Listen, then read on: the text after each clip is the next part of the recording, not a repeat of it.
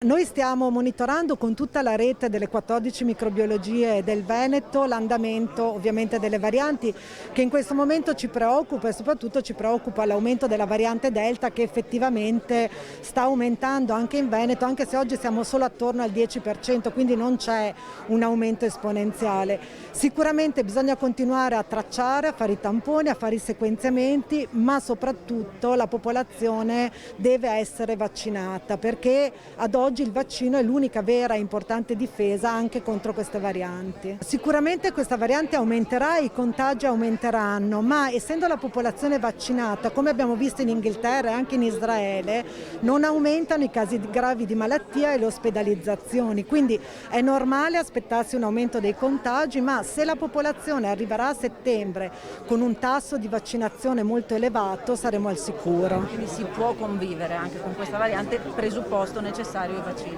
Assolutamente sì, si deve convivere e il modo per convivere è la vaccinazione e anche continuare ovviamente quelle attenzioni che abbiamo imparato in questi anni